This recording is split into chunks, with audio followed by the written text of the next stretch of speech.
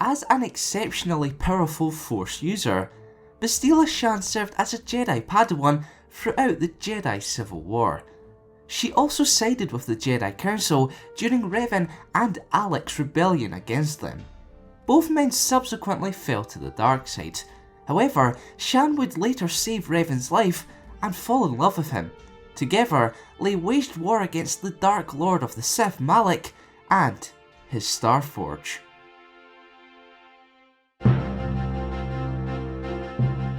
Welcome to the Kankazan Star Wars Lore episode 146, The Life of Bastila Shan. Born on the core world of Tal Raven, Bastila Shan lived a troubled early life. While she shared a loving relationship with her father, Bastila and her mother never quite saw eye to eye. This only worsened when the youngster was found to be Force sensitive. At the behest of Helena Shan, Bastila left Tal Raven to train in the Jedi arts. Almost immediately, Shan proved to be an exceptional Jedi Sentinel. Furthermore, she possessed an incredibly rare but powerful Force ability, Battle Meditation. The technique increased the morale of her allies in battle and reduced her enemies' will to fight, which would become an invaluable asset in the Galactic Republic's fight against the Sith Empire. In 3957 BBY, Shan led a Jedi strike team to capture the leader of the Sith Empire, Darth Revan. After boarding the fallen Jedi's flagship, the group fought their way to Revan. However, as they cornered the Sith Lord, Darth Malak betrayed his master, unleashing a sea of blaster fire upon the vessel. As the only survivor of the Jedi strike team, Bastila saved Revan's life with the Force, which formed a powerful Force bond between the two. Back on Dantooine, when presented to the Jedi Council, it was decided that Revan's memory would be wiped with the Force. The Sith Lord was then reprogrammed with a new identity, one which was loyal to the Republic. With the apparent death of Revan, Malak declared himself as the new Dark Lord of the Sith. As such, he aimed to capture and turn Shan to the dark side of the Force.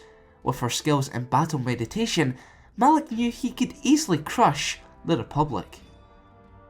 1 year later, Shan was placed in command of the Hammerhead-class cruiser Endar Spire.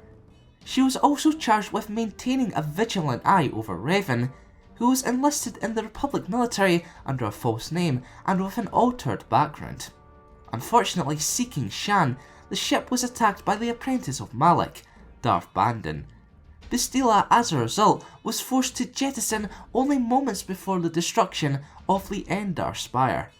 Her escape pod crashed in the undercity of Taris, where the Jedi was quickly captured by a swoop gang known as the Black Vulcars. However, Revan managed to infiltrate the gang with the aid of their bitter rivals, the Hidden Becks. Unsatisfied with the search for the Jedi, Malak ordered Admiral Saul Karif to completely bombard Taris. But with the aid of Mandalorian mercenary Canderous Ordo, Revan and Shan managed to escape aboard the Ebon Hawk shortly before the planet's destruction. Back on Dantooine, the Council decided to retrain Revan as a Jedi. In only a matter of weeks, with the help of Shan, Revan recovered a great deal of his former skill in lightsaber combat and power with the Force. Both Jedi soon envisioned discovering something of great importance in the nearby ruins. Upon investigation, Revan and Shan uncovered a partial Rakatan star map, which, when combined with other star maps, would reveal the location of the Starforge. Consequently, the Jedi Council tasked Revan and Shan with hunting down the ancient factory of immense power, which Malak used to build his empire. During their quest, Bastila closely monitored her counterpart for any signs that he could be slipping back into the grasp of the dark side. She still held much contempt for the man who brought a great deal of destruction and chaos to the galaxy, but she found herself attracted to the new Revan. No longer was he the monster Shan imagined and feared he would be. Instead, the Jedi became a true servant of the light side and displayed acts of kindness on a regular basis. However, Bastila initially resisted her feelings towards Revan, despite sharing a kiss aboard the Ebon Hawk, knowing it was forbidden for Jedi to fall in love.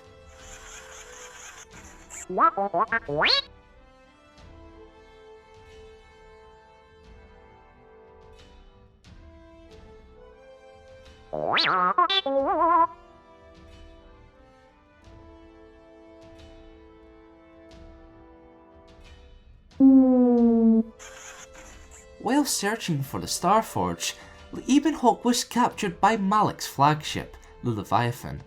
The crew were immediately placed in individual cells where they faced torture. However, the crew managed to break free and rush to the vessel's bridge. There, they mortally wounded Sol Karif before releasing the tractor beam. While making their way to the docking bay, a successful escape felt plausible. Malak disallowed such an outcome though. The Dark Lord of the Sith informed Revan of his true identity, forcing Shan to come clean with her fellow Jedi.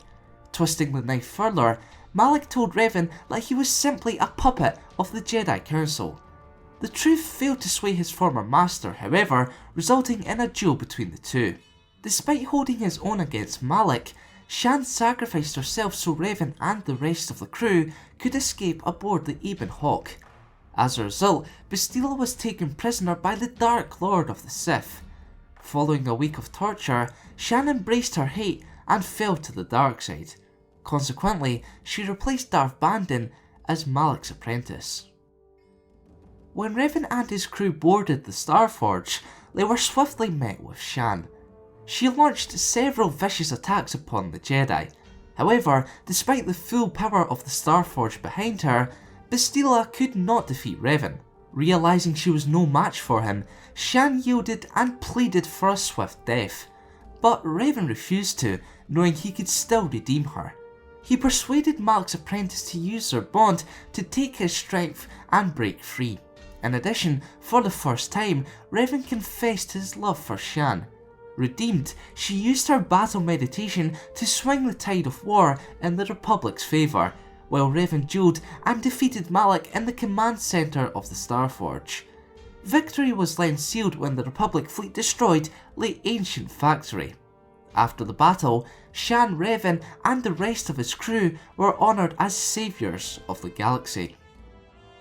Following their marriage, Revan and Shan settled down on Coruscant. Unfortunately, their relationship with the Jedi Council broke down shortly after, for obvious reasons. Furthermore, while some simply could not forgive Revan's prior fall to the dark side, most on the Council despised the Jedi for supposedly corrupting Bastila, whom they considered to be their finest student. However, 2 years after the destruction of the Starforge, Revan left his pregnant wife to venture alone into the unknown regions, where he sought the true Sith Empire. As a result, Revan missed the birth of his son, Vaynor Shan. As the months passed, Bastila grew more concerned over her husband's whereabouts. She later discovered that her husband had been captured by a duo of true Sith. While Mitra Surik searched for Revan, Shan patiently awaited his return. According to Jedi historian Nos Dural, Bastila served as a Jedi Master in the years that followed, though she later left the Order to spend the rest of her life with her family. Unfortunately, while Revan secretly watched over Shan through the Force, she never saw her husband again. Despite this, Bastila convinced herself that whatever it was Revan went to fight, he'd done so to protect his family. Now it's time for this week's question. Is Bastila Shan one of your favourite Jedi? Let me know in the comments below. Remember to vote for next week's episode by participating in the card poll on the screen now. Also, to have your say in future lore videos, head on over to thecankazans.com and get voting. If you're interested in learning all about a descendant of Bastila Shan, click the video on the left.